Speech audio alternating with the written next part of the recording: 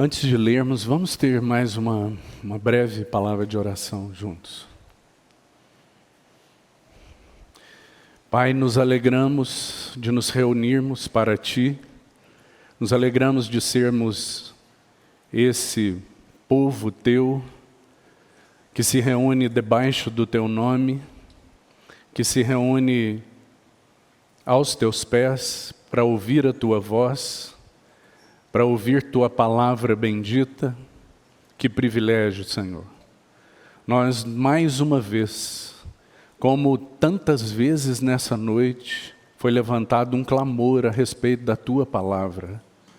Senhor, nós te suplicamos, usa a Tua palavra. Usa a Tua palavra nas Tuas mãos, ó bendito sumo sacerdote. Toma a Tua faca e aplica aos nossos corações, esfola, expondo aquilo que precisa ser exposto, de modo que, pela ferida provocada pela Tua palavra, o Senhor opere transformação em cada coração, edifica um caráter novo, edifica, Senhor, mentes novas, corações novos, imprime mais do Teu caráter em nós. Faz isso conosco, Senhor, nós precisamos tanto. Nós anelamos ouvir a Tua voz mais essa vez. Que Tua voz seja tão nítida, que cada uma das Tuas ovelhas aqui ouça no íntimo, no profundo do coração, e se submeta inteiramente, e abra o seu coração inteiramente. Esse é o nosso anelo. Entregamos ao Senhor as nossas vidas, Tu sabes. Nós precisamos do Teu suporte. Nós somos tão inadequados, Senhor. Eu que falo e meus irmãos que ouvem, nós somos tão inadequados.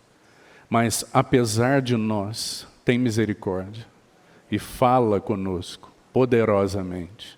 Assim nós oramos no doce nome de Jesus. Amém. Amados irmãos, vamos então fazer a leitura com bastante atenção. Concentre-se, por favor, porque nós cremos que esse não é um livro comum. Nós cremos que não estamos lendo um livro qualquer. Nós estamos lendo a palavra de Deus, na presença de Deus, suportados, auxiliados pelo Espírito de Deus. Então vamos ler este capítulo 21 assim, dessa maneira, e suplicarmos ao Senhor que já fale aos nossos corações pela leitura da palavra, por não ser esse um livro qualquer. Esta é a palavra viva de Deus, solene então a nossa leitura. Vamos ler o capítulo 21 com toda a atenção que nos seja possível. Estando Jesus a observar, viu os ricos lançarem suas ofertas no gasofilácio. Viu também certa viúva pobre lançar suas pequenas moedas, 2 pequenas moedas. E disse: verdadeiramente vos digo que esta viúva pobre deu mais do que todos, porque todos estes deram como oferta daquilo que lhes sobrava. Esta, porém, da sua pobreza, deu tudo o que possuía, todo o seu sustento. Falavam alguns a respeito do templo, como estava ornado de belas pedras e de dádivas. Então disse Jesus: vede estas coisas? Dias virão em que não ficará pedra sobre pedra que não seja derrubada. Perguntaram-lhe: Mestre, quando sucederá isto? E que sinal haverá de quando essas coisas estiverem para se cumprir? Respondeu ele: vede que não sejais enganados, porque muitos virão em meu nome dizendo: sou eu, e também chegou a hora. Não o sigais.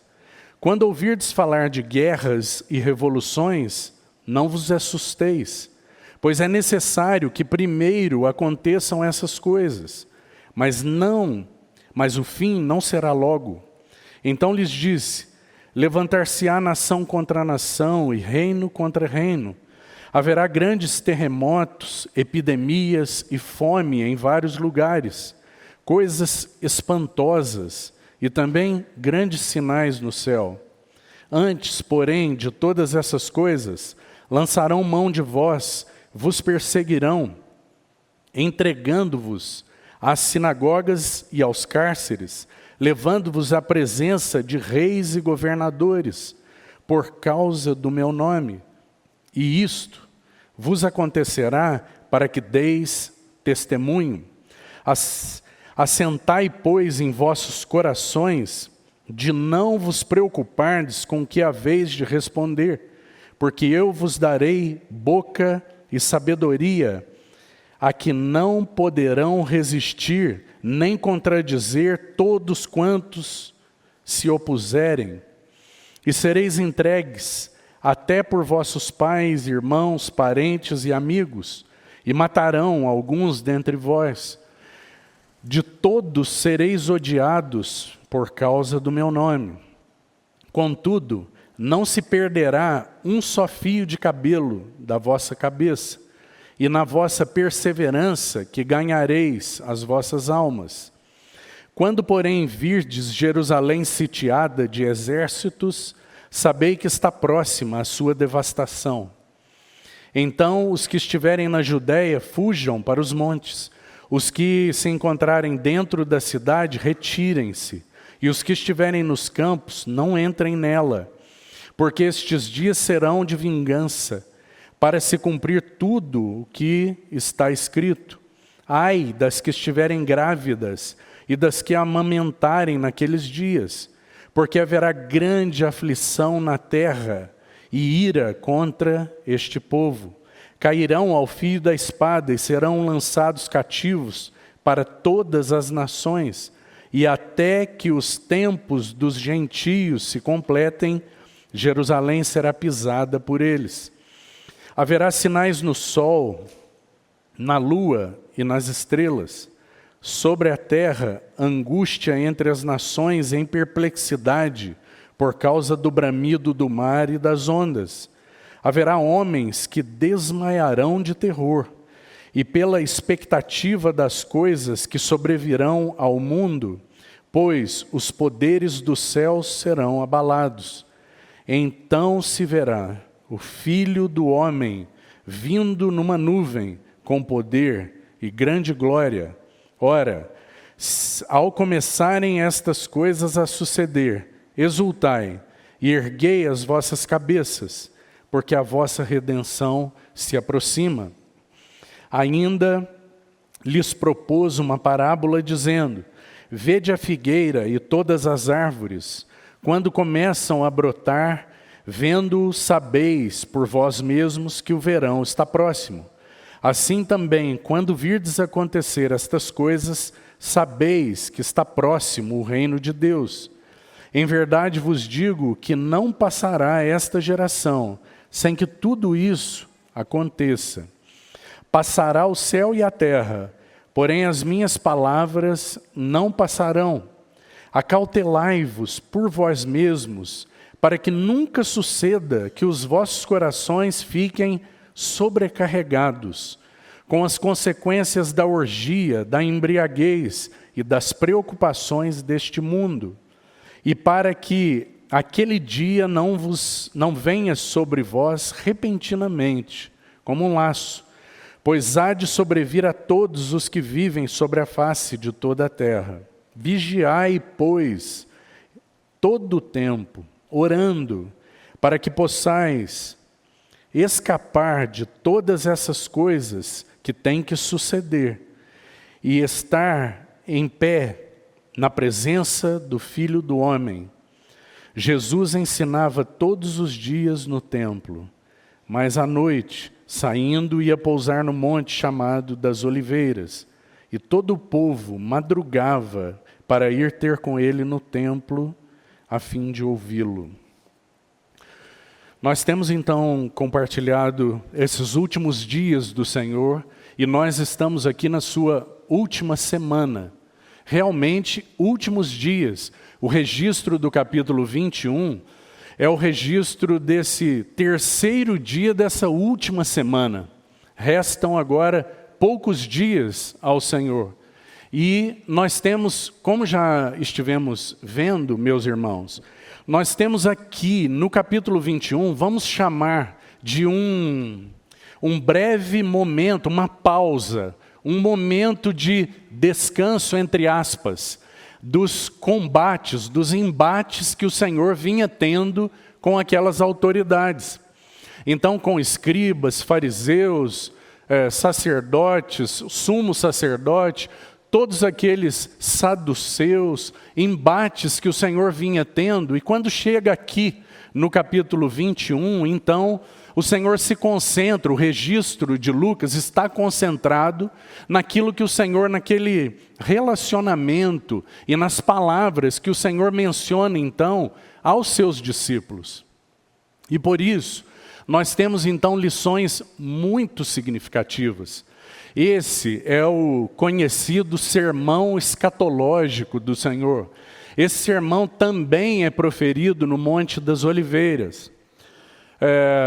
Como você já viu ao final do registro. O Senhor todos esses dias dessa última semana esteve em Jerusalém. Mas Ele não pousava em Jerusalém. Ele se retirava para Betânia, para a encosta do Monte das Oliveiras, já que Betânia fica por ali mesmo. E então, o Senhor não achava repouso, vamos colocar assim. O Senhor não tinha um lugar de descanso em Jerusalém. E Ele então se retirava. E numa dessas retiradas, então Ele é perguntado pelos seus discípulos a respeito do que havia falado sobre o templo. E então o Senhor profere esse conhecido sermão escatológico, ou sermão do Monte das Oliveiras, que não é o sermão da montanha, aquele sermão registrado integralmente nos primeiros capítulos de Mateus. Mateus 5, 6 e 7. Aquele sermão da montanha é o sermão no início do ministério do Senhor. Agora nós temos o conhecido sermão escatológico. Ele está registrado integralmente, mais uma vez, em Mateus capítulos 24 e 25. Marcos também registra, mas não na sua totalidade. E Lucas registra algumas passagens deste sermão. Basicamente, o registro de Lucas, ele é compatível com o capítulo 24 de Mateus. Mas não todo o sermão. Parábolas importantes, por exemplo, a parábola do servo bom e do servo mau, a parábola dos talentos, a parábola das virgens, registradas em Mateus, fazem parte, então, desse sermão na sua completude.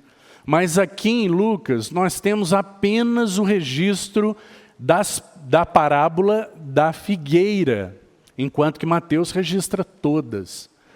Este registro, então, ele vai acontecer como já disse, nesse momento em que aqueles inquiridores, aquelas autoridades, se você observar aí o versículo 40 do capítulo 20, diz assim, que dali por diante não ousaram mais interrogá-lo.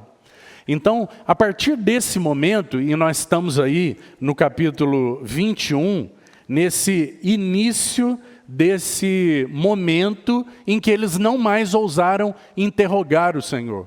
Eles foram absolutamente silenciados por Ele. E então, nós temos aí o início do capítulo 21. Irmão, embora já tenha sido na quarta-feira passada compartilhado algo sobre esta sessão aí, sobre a viúva pobre, eu queria iniciar a partir daí e fazer apenas uma menção que eu creio que será importante para tudo que abordaremos então no capítulo 21. Por quê? Porque o capítulo 21, então, registra para nós que o Senhor estava a observar algo. ele estava a observar aquelas ofertas que estavam sendo feitas lá no templo. E ali, mais uma vez, com aqueles seus olhos maravilhosos, né? Nós temos registros no Velho Testamento a respeito dos olhos do Senhor, e aqui nós temos o Senhor Jesus, o Verbo encarnado, Deus, de Deus. E então, o Velho Testamento registra assim, que os olhos do Senhor percorrem toda a terra. Você se lembra? Os olhos do Senhor percorrem toda a terra, procurando aqueles que têm para com Ele um espírito reto. E mais uma vez, nós estamos aqui diante do Senhor Jesus, que tem esses olhos, que percorrem toda a terra. Mas agora, como homem, ele observa o templo, aquele ambiente ali do templo. E mais uma vez, o que os seus olhos procuram? Um espírito reto para com ele. E então ele encontra uma viúva paupérrima, uma viúva muito pobre, que não tinha absolutamente nada, que tudo que ela tinha é o que ela ofertou. Então, isso realmente chama a nossa atenção, porque aqui não tem ninguém paupérrimo, não tem ninguém que esteja nessa condição aqui nessa noite, naturalmente falando.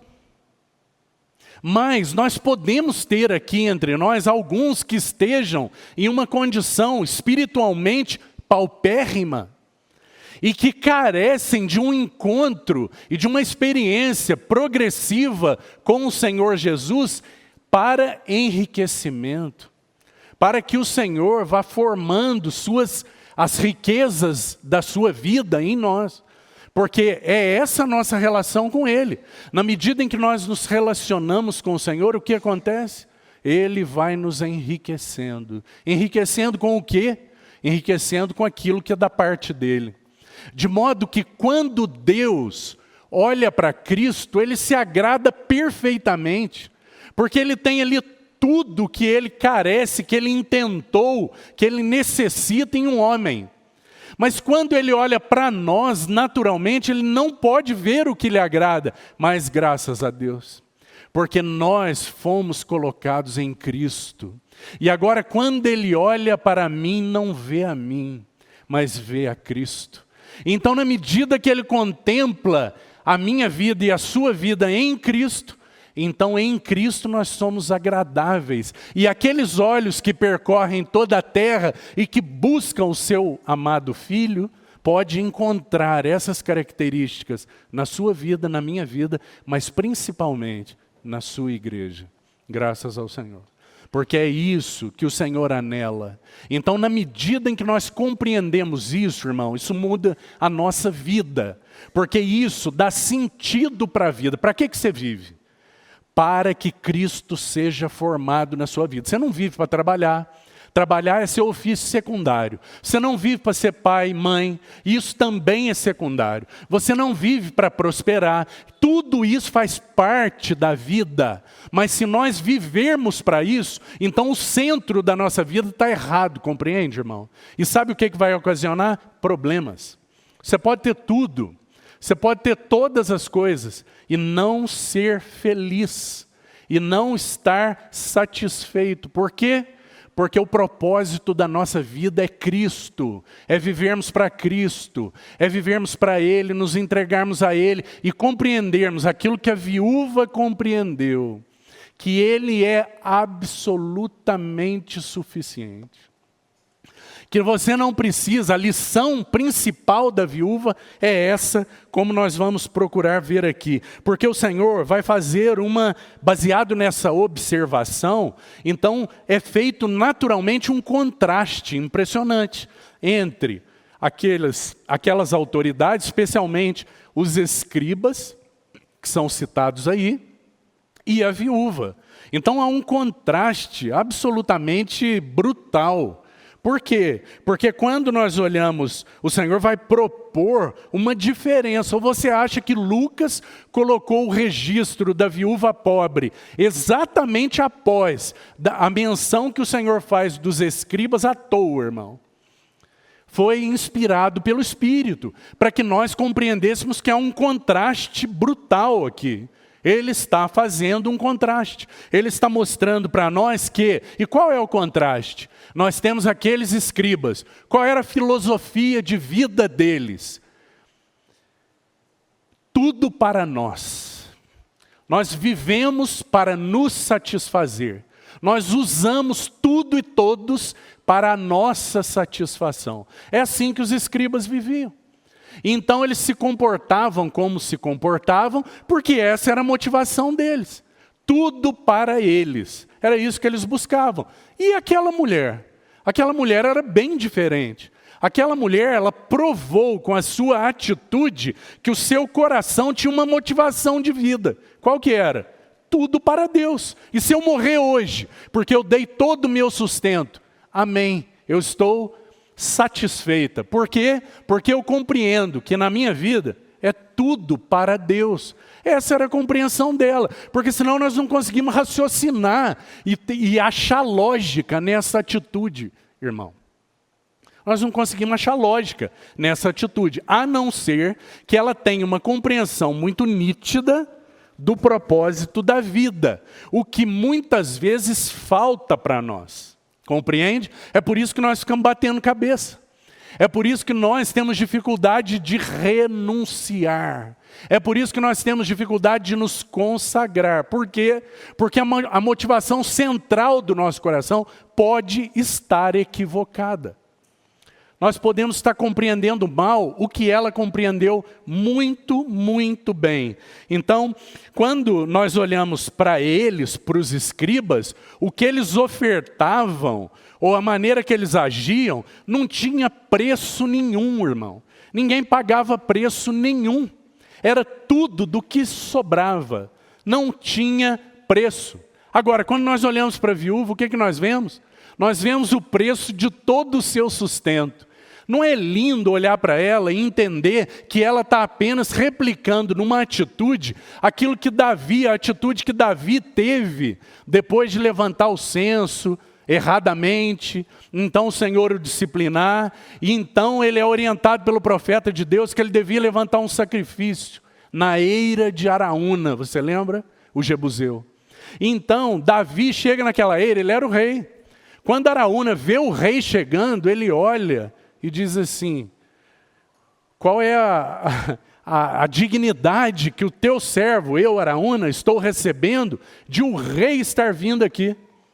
Então Davi diz para ele que precisava levantar um sacrifício ali. Ele diz, estão aí a lenha, o altar, os bois, tudo que é meu está à sua disposição, ó rei. Então Davi diz assim para ele, eu não ofertarei ao meu Senhor sacrifícios que a mim não custem nada. Pelo contrário, eu não quero ofertar ao meu Senhor sacrifícios que a mim não custem nada. Irmão, nós precisamos de ajuda aqui, porque nós temos dificuldade para ofertar o nosso tempo. Deixa eu ser bem claro com você. Por exemplo, nós muitas vezes nos reunimos, todos os domingos nós nos reunimos pela manhã. E pode ser que você tenha uma atividade no domingo de manhã que é caríssima ao teu coração. Então custa para você renunciar a isso e entregar esse tempo ao Senhor. Mas o Senhor vê isso com alegria, Ele conhece. Se nós nos dispusermos no nosso coração a entregar isso ao Senhor, você compreende, irmão? Isso é oferecer ao Senhor um sacrifício que tem preço, que é como o da viúva. É algo que é importante para você e você está entregando para o Senhor. Agora, quando as coisas do Senhor não têm muito valor para nós, então nós entregamos só o que sobra. Se der, eu faço. Se não der, não tem problema nenhum. Como se nós não estivéssemos diante do soberano dos reis da terra. Como se a nossa vida não fosse o propósito dela para Ele. O resto é tudo secundário. Se sobrar, eu faço o resto. Se sobrar tempo, eu faço o resto. Nós precisamos ser confrontados com isso, porque do contrário, se nós formos massagear, irmão, você gosta de fazer isso, então faça. Não, não faça, irmão. Sabe por quê? Porque o Senhor vê a nossa vida. E Ele recebe com alegria e registra no seu memorial cada atitude nossa. Então não se esqueça disso. Porque os sacrifícios, as renúncias que nós fazemos, têm valor para aquele que está a observar toda a terra. Ou você acha que o Senhor Jesus deixou de observar o seu povo? Ele está a observar. Ele está, não para um observar, como nós muitas vezes fazemos, para ficar criticando os outros. Não. O Senhor está a observar porque Ele ama os gestos de amor da sua amada igreja. Então, que o Senhor nos ajude nisso. Os escribas, eles tinham apenas aparências, mas para eles, Deus era um meio. Eles usavam a linguagem das coisas de Deus para obter satisfação pessoal. Veja se nós não precisamos de ajuda aqui, irmão. Porque quantas vezes que na nossa relação com Deus, Deus também é meio. Nas nossas orações isso fica muito evidente muitas vezes. Senhor, eu preciso do Senhor, porque eu tenho uma coisa ali atrás que eu preciso alcançar. Então, Senhor, abençoa. Senhor, abre caminho. Senhor, Senhor, Senhor. Agora, a viúva era absolutamente diferente. Não tinha aparência. Ela não tinha uniforme espiritual, irmão. Não tinha. Os escribas tinham. E às vezes nós temos. Nós temos um uniforme espiritual que é uma maneira própria de proceder, que pode comunicar para os outros algum tipo de espiritualidade. Nós não temos colarinho clerical, mas as nossas atitudes, a nossa verborragia, muitas vezes comunica isso. Sabe? Então que o Senhor nos ajude aqui. Por quê? Porque não é isso que agrada o Senhor. Ela não tinha aparência nenhuma. Você acha que alguém estava preocupado com aquela viúva?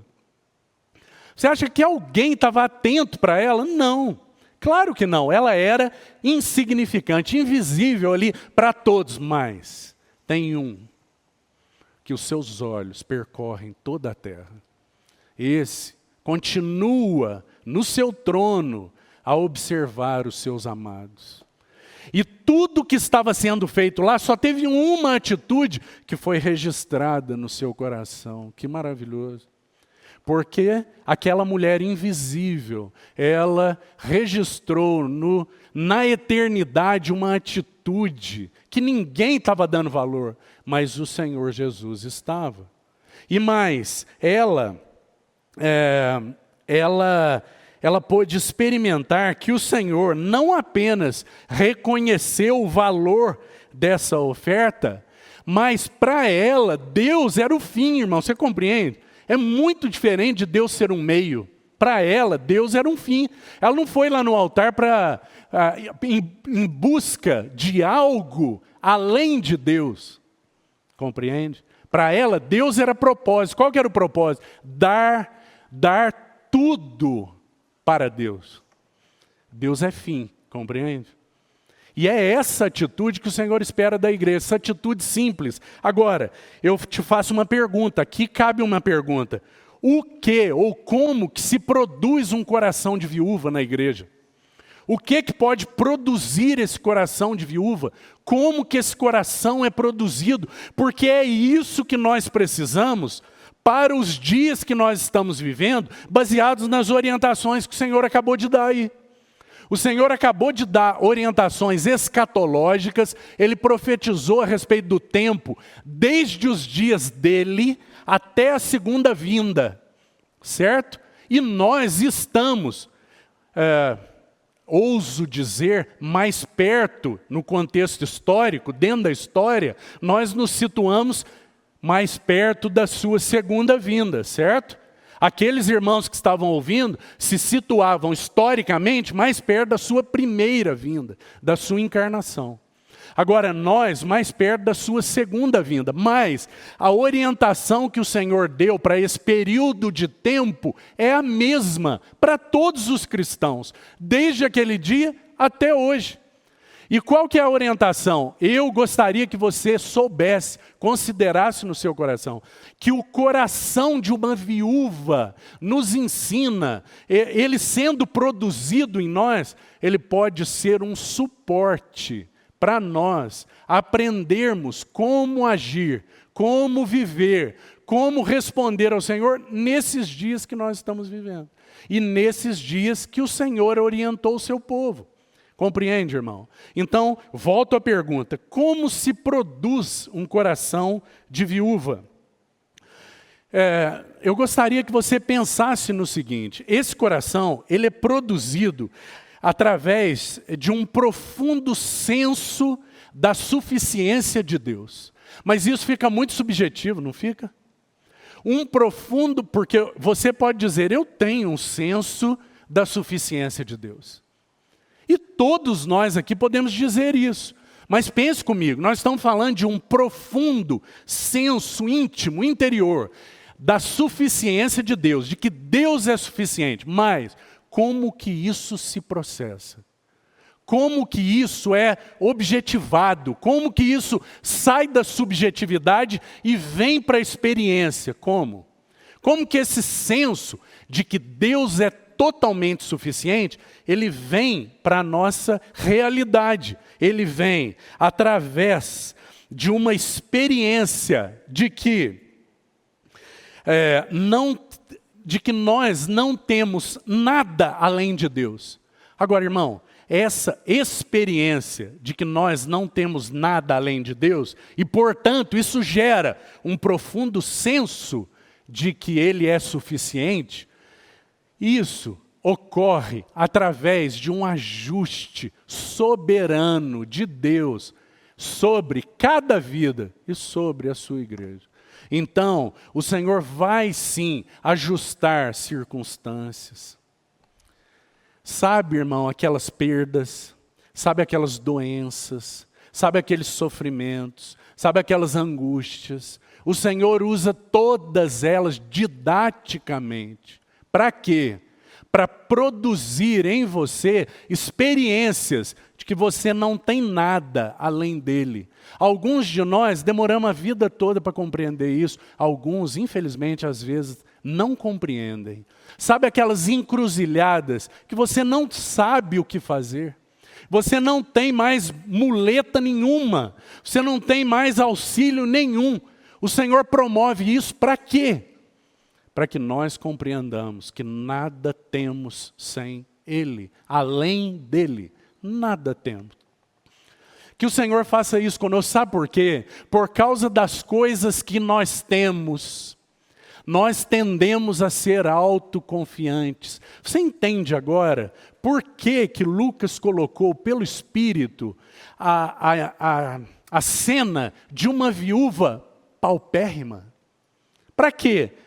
Literalmente ela era paupérrima, mas para quê? Para que nós compreendamos que se nós tivermos muitas coisas nas quais nos apoiarmos, então nós tenderemos a ser autoconfiantes. E a dizer para Deus, Senhor, o Senhor é bom, o Senhor é suficiente sim, mas tem muita coisa que o Senhor pode deixar comigo, que eu resolvo, que eu tenho os meus recursos, eu tenho as minhas provisões. Aliás, eu estou juntando muitas provisões. Então o Senhor vai ficar impressionado. O Senhor pode deixar comigo. Essa esfera eu cuido. Então que o Senhor nos ajude, meus irmãos. Porque do contrário, não se formará na igreja, nesses últimos dias, um coração de viúva. Você se lembra que Apocalipse vai fazer menção disso. E eu não quero me derivar para isso, mas leia os capítulos, o capítulo 18 de Apocalipse é o capítulo a respeito de Babilônia. E lá é mencionado um espírito absolutamente diferente do espírito da viúva, que é o que o Senhor anela encontrar na igreja. Um espírito de alguém que é absolutamente dependente dele, que deseja a ele, que anela por Ele, que só tem a Ele, que todos os seus recursos nessa terra, do que se refere aos recursos dessa terra, a igreja precisava ser paupérrima. Compreende, irmão? Mas o que nós olhamos hoje, a cena não é essa. Infelizmente, quando nós olhamos para a igreja, nós não vemos uma viúva paupérrima. O que nós vemos? Nós vemos uma grande organização, rica e abastada, Que o Senhor nos ajude, para que nossos corações estejam adequados. Não, lembre-se, ninguém aqui precisa fazer voto de pobreza. A questão não é essa. Mas os nossos corações precisam estar absolutamente imergidos em uma experiência diária de que Deus é tudo que nós temos. Ele é o nosso recurso. Ele é suficiente para tudo, em todas as horas. Se isso não estiver acontecendo, então nós vamos confiar nos nossos recursos. Nós vamos até nos confundir e achar que nós precisamos correr atrás desses recursos. Então a coisa se confunde em outros aspectos, mas também não quero entrar nisso. Quero apenas destacar para você que Deus vai usar então a sua bendita palavra para falar ao seu coração nesses momentos em que você está sentado aqui, mas não só nesse. Ah, se fosse só nesse. Mas Ele é tão misericordioso, Ele é tão bondoso, que Ele usa a sua palavra 7 dias da semana, 24 horas por dia, até quando você está dormindo, para falar ao teu coração, para ministrar ao teu coração. E Ele usa também as circunstâncias. Ou você acha que as coisas acontecem por acaso na sua vida? Claro que não. Qual a finalidade? Produzir em você um coração de viúva. Então nós precisamos compreender as características desse coração, para que nós também anelemos e nós não fiquemos recalcitrando contra os tratos de Deus, desconhecendo que o propósito é produzir esse coração. Então, nós nos dobrarmos e dizermos, sim, Senhor, forma esse coração em mim, na minha vida, forma na minha família, forma em nós como assembleia, um coração de viúva, um coração paupérrimo para os recursos desse mundo, mas riquíssimo em Ti. Por quê? Porque o Senhor não vê a quantidade de moedas, compreende, irmão? O Senhor vê o valor do coração que deposita as moedas. O Senhor não vê a quantidade de moedas. E então, na medida em que o Senhor vê esse coração é valiosíssimo para Ele. Esse coração é caríssimo a Ele. E então, Ele deseja produzir esse coração em nós. Esse coração adequado é capaz de atravessar tribulações, é capaz de atravessar dores, é capaz de atravessar angústias. Por quê? Porque sabe que o Senhor é todo suficiente. Porque encontra no Senhor aquela provisão, aquele recurso, nesses momentos angustiantes. Compreende, irmão? Agora, quando esse coração não está formado, o que acontece quando nós passamos por essas coisas? Porque, estando formado em nós ou não, é certo, como o Senhor deixou claro aí na palavra que você acabou de ler, que nós passaremos por angústias, por lutas, por dores, por tribulações. Então, quando esse coração não está formado, o que acontece? Se amarga o coração. E os lábios também se amargam. E o que o Senhor vê, então, Ele não vê algo que é agradável a Ele, que é caríssimo a Ele. Compreende? Mas o Senhor deseja formar esse coração. Então, eu gostaria que você ficasse com isso como um princípio governante para nós que estamos vivendo, então, esses dias, e para todos, desde o momento em que o Senhor proferiu essas palavras, para todos os que viveriam esse período que fica entre as suas duas vindas, a sua encarnação e também a sua segunda vinda, dentro desse período todos necessitam de um coração como esse. E então, exatamente após essa cena da viúva, nós temos aí o registro de Mateus nos ajuda a entender que os discípulos, e isso está nos versos 5 e 6, os discípulos, eles chamam a atenção do Senhor para as construções, para as pedras, para as dádivas do templo. E é impressionante, irmão.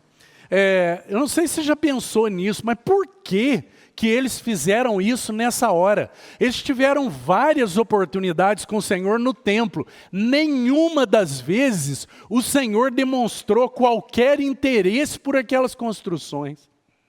Nenhuma vez. O Senhor, em nenhuma oportunidade que ele esteve no templo com os seus discípulos, ele demonstrou qualquer interesse por aquelas construções. Mas eles tinham seus corações eles admiravam muito aquele templo. Então, ele mesmo tendo o Senhor, não tendo o Senhor demonstrado nenhum interesse para eles, eles chamam a atenção do Senhor para o templo. E então, nesse momento, isso aparentemente motiva o Senhor a proferir a sua profecia a respeito daquele templo. Então, o que o Senhor diz? Verso 6, vedes essas coisas? Dias virão em que não ficará pedra sobre pedra que não seja derrubada. Então, quando eles ouvem isso, imediatamente, depois de ouvirem isso entra no coração deles.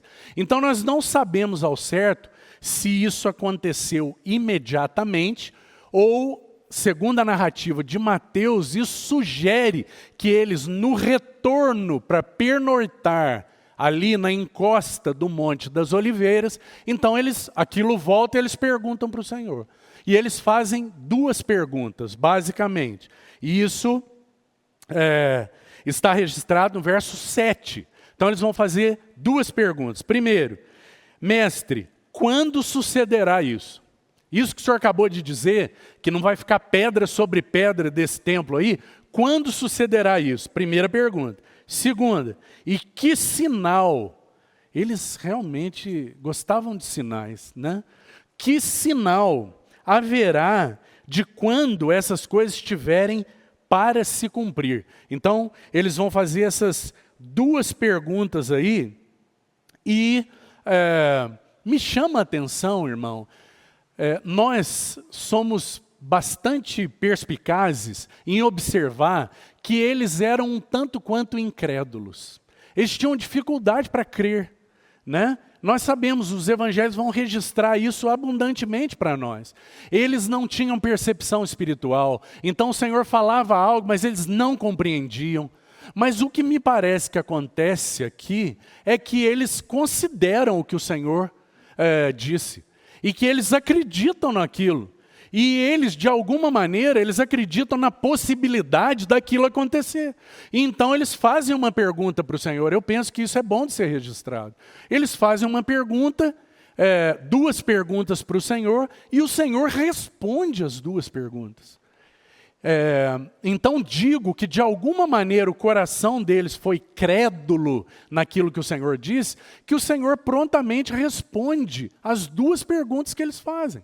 E o Senhor dá detalhes, meus irmãos, impressionantes, dessas duas perguntas que eles fazem. E eu gostaria então de agora fazer uma divisão dessa resposta do Senhor. Então, observe comigo aí na sua Bíblia, olha só. Essa resposta do Senhor, ela vem na forma de um sermão, que é então esse sermão escatológico. E esse sermão, segundo os evangelhos, ele pode ser dividido, tanto se você observar lá em Mateus, quanto aqui em Lucas, ele pode ser dividido em 4 partes principais, certo? Então vamos lá, ó. Observa aí isso para o seu estudo, para que você monte o quadro aí do que nós lemos. Então, primeiro, os versos de 8, o Senhor começa a responder a partir do verso 8. Então, do verso 8 até o 19, o que nós temos? Nós temos a primeira parte, então, desse sermão. E essa primeira parte é chamada nos evangelhos de o princípio das dores. Certo? O princípio das dores. E qual é a abordagem do Senhor? O Senhor vai falar a respeito de um período marcado por grandes calamidades. Preste atenção. Um período marcado por grandes calamidades que aconteceriam em todo o mundo e que precederiam a sua vinda. Certo? Esse período está compreendido desde o momento da sua vinda, da sua encarnação, então da sua vida humana. O que nós temos? A sua encarnação, a sua vida humana, então todos aqueles eventos principais da sua vida humana, como nós temos há tantos anos já estudado com precisão, e esses eventos da sua vida humana, conforme o registro dos evangelhos. Então nós temos a sua encarnação, a sua vida humana, nós temos a sua morte, a sua ressurreição e a sua ascensão. Esse é o que, de um modo geral, compreende a sua primeira vinda. E então nós temos um período de tempo que Lucas vai usar uma expressão única, só aparece aqui, para então colocar todo esse período de tempo. Olha aí, por favor, no verso 24, no verso 24. E a expressão é tempos dos gentios. Essa expressão tempos dos gentios, ela pode ser usada para que nós compreendamos o que é tempos dos gentios. É o tempo desde a sua primeira vinda, então como nós resumimos aqui, até a sua segunda vinda. Isso é o chamado tempo dos gentios. Essa expressão é única, só aparece aí. E essa expressão nos ajuda a compreender, preste atenção, o tempo em que o evangelho seria pregado. A igreja é então detentora, responsável por essa pregação do evangelho. É o tempo dos gentios.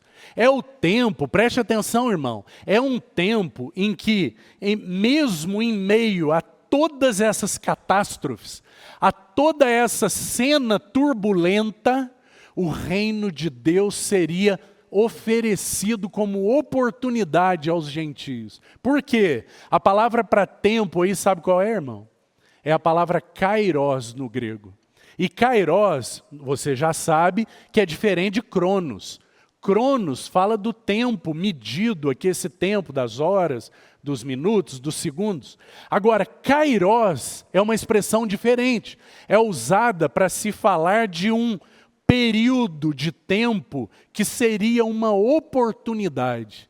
Então, kairos é um tempo de oportunidade. Então, o que é o tempo dos gentios? É a oportunidade provida por Deus para que os gentios, a eles, fosse oferecido pela pregação do evangelho, acesso a Cristo e ao reino de Deus. Compreende?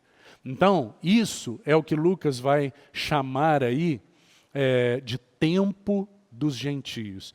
Então, voltando, primeiro período, primeira abordagem do Senhor, os versos de 8 a 19, o princípio das dores, um período de calamidade em todo o mundo que precederia a sua vinda. Segunda abordagem do Senhor, ela está nos versos de 20 a 24. E esse período aí é uma época de grande sofrimento e tribulação. Os evangelistas chamam esse período de a grande tribulação. Esse período, então, registrado aí nos versos de 20 a 24, esse período de grande sofrimento e tribulação seria, segundo a profecia do Senhor, seria tipificado pela queda de Jerusalém e pela destruição do templo. Esse período da grande tribulação, nós temos algo para olhar para trás e para entender mais ou menos do que o Senhor estava falando. Por quê? Porque esse período de grande tribulação que antecederá a vinda do Senhor Jesus, segunda vinda, ele foi tipificado pelo que aconteceu com Jerusalém, 30 e poucos a 40 anos depois que o Senhor proferiu essas palavras. O que aconteceu? O general Tito, o general romano Tito, invade e devasta a cidade de Jerusalém. Isso que aconteceu. E realmente não ficou pedra sobre pedra. Sabe por quê, irmão? Porque segundo a história, o templo foi queimado. E depois de queimado, porque tinha muito ouro naquelas pedras, Então eles foram revolver, mexer todas as pedras para que não ficasse, então, pedra sobre pedra, para que eles pudessem retirar tudo que fosse ouro, que tivesse derretido e entrado entre as frestas de uma pedra e outra. Então, literalmente, não ficou pedra sobre pedra. Isso é histórico. O Senhor, então, esse é a segunda parte do sermão escatológico. E ela está registrada nos versos de 20 a 24. Mateus faz uma abordagem maior. Se você for lá no capítulo 24 de Mateus e 25, você tem uma abordagem maior. E também esse período, ele é profetizado por Daniel. Quando Daniel vai apontar aquele tempo em que se levanta o homem da iniquidade e que então é um período de tribulação e de grande tribulação. Daniel também registra esse período. Terceiro passo, terceira parte do sermão do Senhor está registrado aí nos versos de 25 a 28. E esse aspecto, o Senhor fala do retorno, do seu retorno. Do retorno do Senhor em glória para o seu povo. Não somente retornando para o seu povo, mas também com a finalidade de julgar e punir o perverso. Então, a terceira parte, vai abordar o retorno do Senhor. É por isso que nós temos aí esse verso, que inclusive a igreja, ao longo das eras, canta esse verso, o verso 27, que diz: então se verá o Filho do Homem vindo entre as nuvens em grande poder e glória, graças ao Senhor. Esse é o período, então, é a parte que concerne ao seu retorno. Agora eu quero te fazer uma pergunta, irmão. Se o Senhor, desde quando Ele abriu a sua boca e profetizou isso, nós vemos na história que detalhadamente se cumpriu tudo que Ele abordou, você acha que Ele erraria quanto ao seu retorno? Então tudo que nós estamos vendo de tribulação, de calamidade, seja o que for, tem que produzir no seu coração e no meu, no coração da viúva, da igreja, tem que produzir o quê? Tem que produzir uma grande expectativa. Uma expectativa de que realmente tudo que Ele disse, nenhuma só das suas palavras passará. Todas se cumprirão. E nós aguardamos em breve esse fato de que então todo olho verá. Então se verá o Filho do Homem vindo em grande poder e glória entre as nuvens, graças ao Senhor. E esse é o terceiro aspecto. E por último, um quarto aspecto, que está aí nos versos de 29 a 36, que é a parábola da figueira. E nós temos o quê? E qual que é o assunto dessa última parte? São exortações quanto à vigilância. E essa é a parábola da figueira. E ela é marcada aí pela expressão do verso 34. Acautelai-vos. Um dos sentidos dessa expressão aí é: não esteja disperso. Ô irmão, às vezes nós sentamos aqui para ouvir 1 hora da palavra de Deus e aqui nós já nos dispersamos. Que o Senhor nos ajude, porque as orientações do Senhor é para que nós não nos dispersemos na nossa vida. Então, agora, no tempo que me resta, eu gostaria de retornar aos versos de 8 a 19, para nós seguirmos até onde o Senhor nos conduzir e, se for necessário, retomarmos na próxima quarta. Mas vamos até onde o Senhor nos conduzir aqui.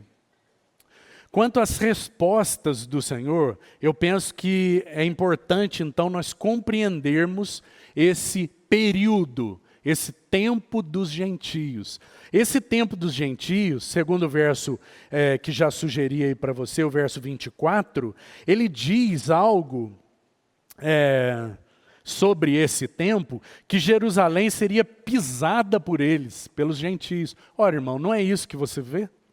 Desde quando aquele povo foi disperso na devastação realizada pelo Império Romano através de Tito. desde quando aquele povo foi disperso, mesmo quando aquele povo retornou. Qual que é a situação lá? Jerusalém é uma cidade pisada pelos gentios. Nós podemos dizer que Jerusalém é apenas deles? Claro que não. Né? A presença, por exemplo, árabe lá em Jerusalém é grande. E ela ocupa um lugar crucial naquela nação. Então, Jerusalém está pisada pelos gentios. Literalmente, o contexto histórico está se cumprindo dessa profecia que o Senhor deu. Nós estamos vivendo os tempos dos gentios. O evangelho ainda está sendo pregado, graças ao Senhor. Nós ainda temos tido a oportunidade de ouvir as palavras do Senhor, o evangelho de Deus. Então, agora, o Senhor começa, a partir do verso 8, a responder, então, essas perguntas dos seus discípulos. E ele vai dar orientações muito específicas a respeito da primeira pergunta aí, que eu gostaria de chamar a sua atenção. E a primeira pergunta é, quando sucederá isso? E então o Senhor vai dar orientações muito específicas, respondendo literalmente quando aconteceria. E então ele começa a dar essas orientações através do verso 8. E a partir do verso 8, ele então começa com uma expressão muito significativa. Vede que não sejais enganados. Então guarde essa frase, irmão. Essa é uma frase importantíssima para hoje, para os dias que nós estamos vivendo. Veja, a expressão aí, a palavra no grego, é uma palavra que denota toda a atenção, toda a consideração. Esteja absolutamente atento. Olhe cuidadosamente cada questão da vida, o momento que você está vivendo. Por quê? Porque se levantarão pessoas dizendo, olha, levantarão pessoas, como o Senhor orienta aí no verso 8, dizendo, sou eu. Ou, uma outra coisa, chegou a hora. Irmão, falsos profetas se levantaram desde o momento que o Senhor proferiu, a partir do momento que o Senhor proferiu essas palavras, entrou na morte, ressuscitou, ascendeu aos céus, a igreja passou a sofrer com a perturbação de falsos profetas. Desde o início, sempre se levantando aqui e ali, perturbando o contexto da igreja. E você acha que hoje as coisas são diferentes?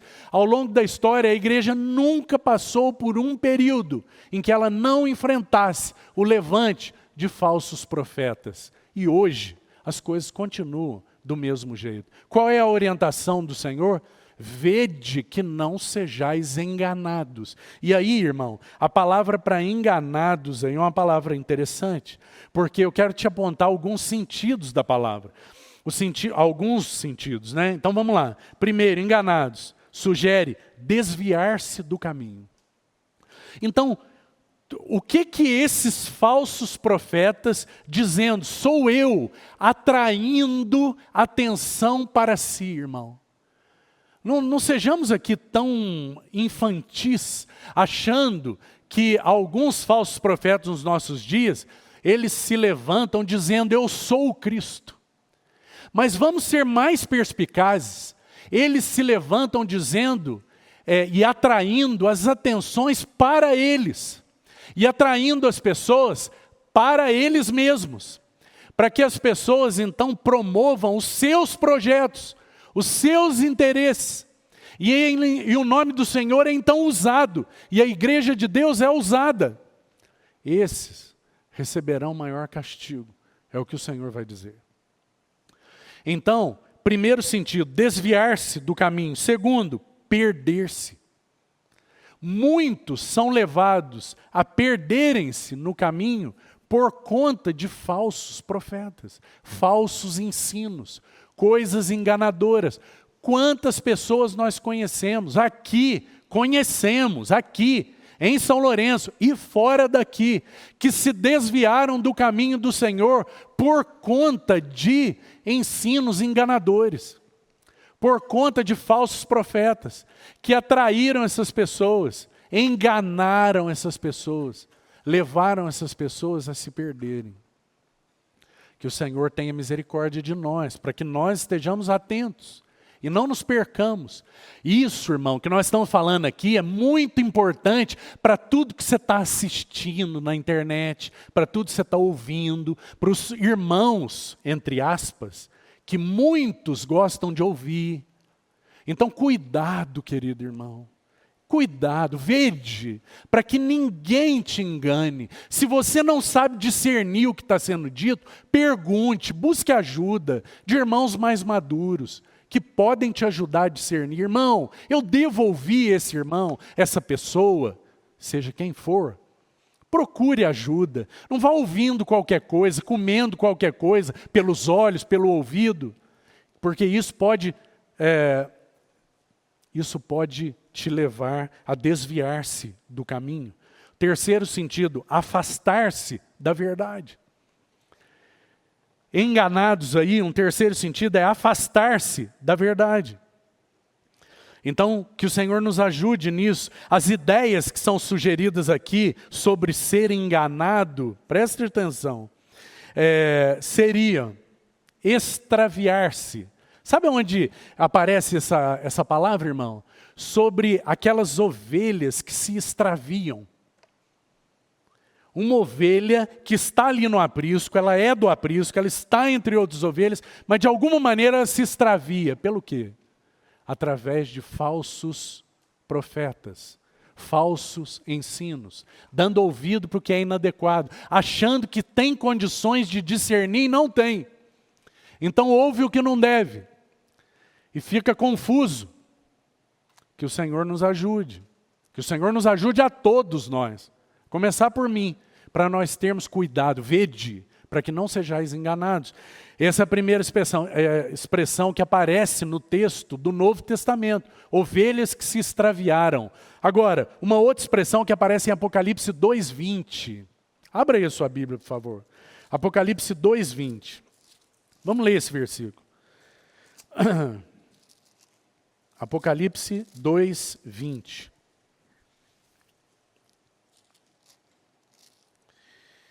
Veja, meu irmão, que o assunto aí em Apocalipse 2:20 é a carta à igreja em Tiatira. Então, no capítulo 20 aparece assim: tenho, porém, contra ti o tolerares que essa mulher, Jezabel, que a si mesma se declara profetiza, não somente ensine, mas ainda, essa é a palavra, seduza. Seduza. Um dos sentidos de enganar, está vendo que é questão de ouvir uma mulher que não somente ensina, mas seduz os meus servos a praticarem a prostituição e a comerem coisas sacrificadas aos ídolos. Você vê? Esse é mais um sentido aí de ser enganado, ser seduzido. Então que o Senhor nos ajude. Por quê? Porque esses falsos profetas são sedutores nas suas palavras. São palavras enganadoras, sutis. Sabe, irmão? Quando as pessoas queriam, de alguma maneira, tinha um cachorro lá que eles não gostavam, era inadequado, então eles iam colocar um veneno para o cachorro. Ninguém jogava o veneno para o cachorro comer só o veneno. Mas geralmente o veneno era colocado num bolinho de carne. Por quê? Porque o cachorro era enganado, comia o veneno e morria. Esses falsos mestres são sedutores. O veneno vem com uma roupagem espiritual, né? Então estão aí os famosos coaches. Roupagem espiritual, veneno por dentro do que se diz, morte para aqueles que comem. Que o Senhor tenha misericórdia de nós, para nós não cairmos em nenhum tipo de engano. Mais um texto sobre essa questão do engano, para que isso fique bem marcado. Abra, por favor, em Mateus 5,13. É um outro sentido da palavra aí, engano. Mateus 5,13. Veja que interessante. Vós sois o sal da terra. Ora, se o sal vier a ser insípido, então são enganadores capazes de tornar a sua vida uma vida sem sabor, sem influência, sem poder. Compreende, irmão? Sem capacidade de preservação daquilo que é de Deus. Enganos. Relativizam a Bíblia. Os princípios de Deus são considerados ao bel prazer. Se faz bem para mim, se atende o meu interesse, então tá jóia. Se não, descarta. Enganadores que buscam tornar a sua vida insípida, para que você perca a força. Você já pensou um sal sem força de salgar? O texto continua e diz assim: para nada serve, senão para ser jogado fora e pisado pelos homens. Agora, irmão, a pergunta para mim e para você é: a nossa vida é uma vida capaz de gerar sabor onde nós estamos, influência onde nós estamos? Nós temos força de preservação ou não? As pessoas pisam em nós. Nosso testemunho é tão fraco que ele é pisado na boca das pessoas. Não é isso que o Senhor deseja. O Senhor não deseja que você seja uma pessoa insípida nesses dias finais. Ele deseja que eu e você, nós tenhamos a força do sal.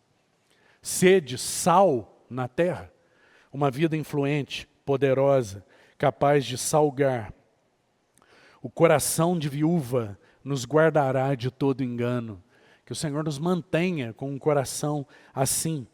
Então o texto segue, e o Senhor vai destacar aí, para nós encerrarmos por aqui. Então na próxima semana seguimos, Senhor assim nos conduzir. A partir do verso 9, então, o Senhor vai começar a destacar vários pontos, 7 ou 8 pontos, marcas desses dias de dores, desses princípios aí, desse princípio das dores, desses dias de calamidade, dias tempestuosos. O Senhor vai destacar aí 7 ou 8 características desses dias.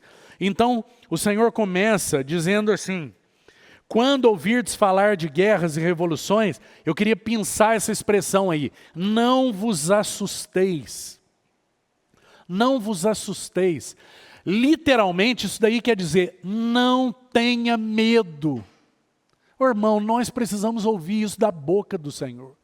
Nós precisamos ouvir isso da parte do Espírito.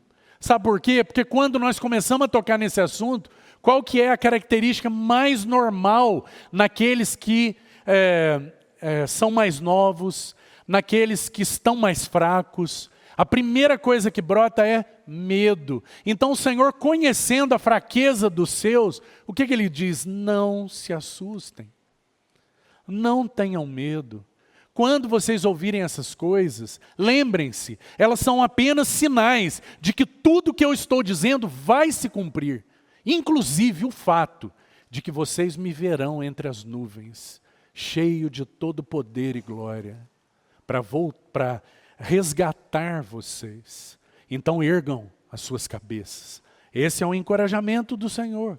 E então Ele começa a descrever essas calamidades. Como Ele começa? Ele começa com guerras e revoluções, né? Motim, desordem, é o que significa revoluções aí. Então, guerras, revoluções, irmão, desde aqueles dias, ou a partir daqueles dias, é interessante isso historicamente. Se você estudar aqueles dias em que o Senhor profere essas palavras, eles estavam vivendo um período que é conhecido na história como paz romana. Esse período da história é um período em que o Império Romano tinha conquistado todo o mundo conhecido e tinha estabelecido, entre aspas, alguma paz. Não havia conflitos maiores entre todos aqueles povos que tinham sido conquistados pelo Império. Então eles viviam um período da chamada paz romana. Mais ou menos 30 anos, de 30 a 40 anos depois que o Senhor disse essas palavras, então nunca mais até o dia de hoje, o mundo passou sem guerra em algum lugar do planeta. Nunca mais. A partir daquele momento, se você estudar os 10 imperadores que vieram desde aquele período do Senhor para frente, imperadores romanos, todos enfrentaram motins, revoluções e guerras. Todos. Os levantes começaram a partir daquele momento. De tão precisa e tão literal que foi a profecia desse que é o profeta com P maiúsculo, irmão. O profeta de Deus, o Senhor Jesus, fazendo então a sua predição quanto a esses últimos dias. E então, ele primeiro menciona guerras, depois terremotos.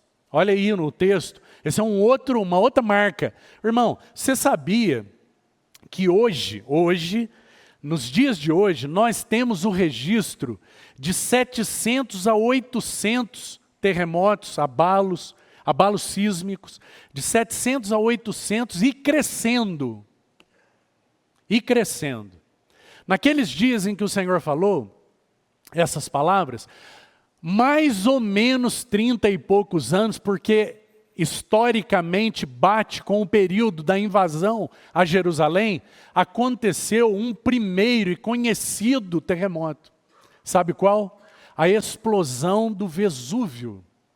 Aquele vulcão que então tremeu, explodiu e destruiu Pompeia. Aquela cidade tão conhecida. Tudo isso começou então depois que o Senhor proferiu. E de lá para cá, irmão, não parou. Se você observa as coisas, nós sabemos que não parou. O que isso significa? Que o Senhor precisamente deixou um sinal para que você se alarme, para que você se preocupe? Não. Para que você saiba que nenhuma palavra daquelas que ele proferiu passará. E que então ele precisamente aborda todas essas calamidades como instrumentos para que você e eu estejamos atentos e vigilantes para aquele dia da sua vinda. Compreende, irmão? Que o Senhor mude então nossa perspectiva de vida. Será que nós ainda estamos esperando coisas diferentes para esse mundo? O Senhor disse que haveria guerras, levantes, nação contra nação, reino contra reino, e guerras desde lá até aqui não param. Será que você acha ainda que as coisas vão melhorar, irmão? Ou será que você já tem adorado ao Senhor por conta de tudo isso que nós estamos vendo, que é apenas um sinal de que em breve Ele virá para nos buscar? Será que a nossa perspectiva já mudou? Ou nós ainda estamos iludidos, sonhando? Cada eleição nós então sonhamos com aquela melhora que não virá, irmão. Por quê? Porque este mundo está mergulhado, jaz no maligno. Ele não irá melhorar. A política, a esquerda, a direita, são os dois braços do mesmo Adão caído. Não tem caminho melhor, não tem mocinho, só tem bandido, querido irmão. Por quê? Porque isso é o que o homem pecador é. Então que o Senhor nos ajude para que nossas perspectivas sejam mudadas pela palavra do Senhor, porque é o que a palavra está nos dizendo. Olha, o mundo será um contexto de abalos. Não haverá paz. Agora, que o Senhor tenha misericórdia de nós, para que nós não sejamos um povo confuso, como foram aqueles sacerdotes dos dias de Jeremias. Você se lembra, irmão? Jeremias capítulo 6. Vai dizer que havia uma ferida no povo de Deus. E aqueles sacerdotes diziam, paz, paz, quando não há paz. Curando superficialmente a ferida do meu povo, dizendo, paz, paz, quando não há paz. Então que você saiba que nesse mundo não há e nem haverá paz, e que esse é um sinal de que o Senhor em breve virá buscar a sua igreja. Vamos parar por aqui, me perdoe exceder o tempo, vamos ter um breve momento de oração. agradecer o Senhor e seguimos a partir daqui. Amém.